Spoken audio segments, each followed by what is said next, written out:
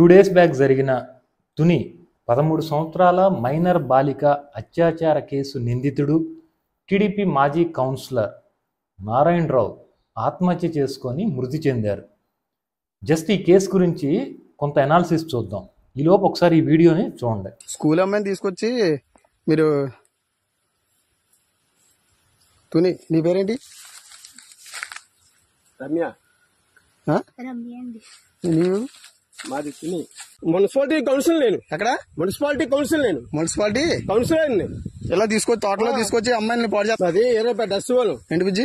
SC వాళ్ళు మన బుజ్జి అంటే ఏమండి మీరు ఎస్సీ వాళ్ళే కరెక్టే. ఎంత పవర్ఫుల్గా మాట్లాడుతున్నాడో. తప్పు చేసి టీడీపీ కౌన్సిలర్ అంటున్నాడు. ఇక్కడ టీడీపీ కౌన్సిలర్ అయినా వైసీపీ కౌన్సిలర్ అయినా పార్టీ అనేది ఏదన్నా కావచ్చు, ఎవరూ సమర్థించరు. పైపెచ్చు మేము ఎస్సీ వాళ్ళం అండి అంటున్నాడు.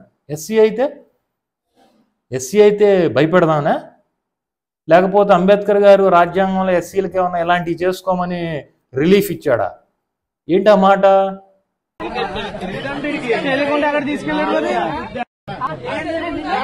చూశారు కదా వీడియో, గొడ్డును కొట్టినట్టు కొట్టారు.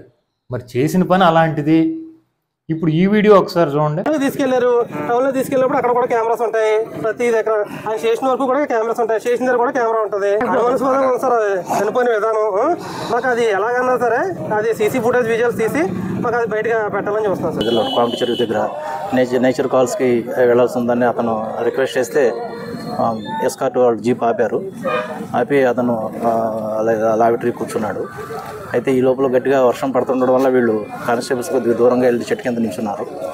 ఈ లోపల సడన్ అతను పరిగెత్తుకుంటా వెళ్ళి చెరువులో దూకినట్టుగా చెప్తున్నారు. ఉంటదిలే, కొడుక్కి కూతురుకి చిందులు వేస్తూ ఉంటారు, ఆ బాధ ఉంటుంది.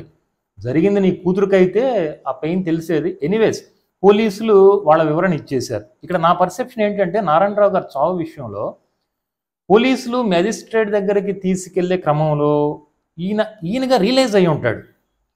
Already POCSO case, victim confirm చేసేసింది, శిక్ష ఖరారయ్యేదే 14 నుంచి 18 సంవత్సరాలు, నాన్ బెయిలబుల్, కుక్కను కొట్టినట్టు కొట్టారు, విక్టిమ్ రిలేషన్స్, మాజీ టీడీపీ కౌన్సిలరు, సొసైటీలో పరువు పోయింది, రాబోయే పరిణామాలను ఫేస్ చేసే క్రమంలో ఉండకపోవచ్చు, మానసికంగా స్ట్రాంగ్గానే నిర్ణయం తీసుకొని నేచర్ కాల్స్కి అని చెప్పి బండి ఆపి ఆత్మహత్య చేసుకొని నేచర్లో కలిసిపోయి ఉండొచ్చు అనేది నా పర్సెప్షన్.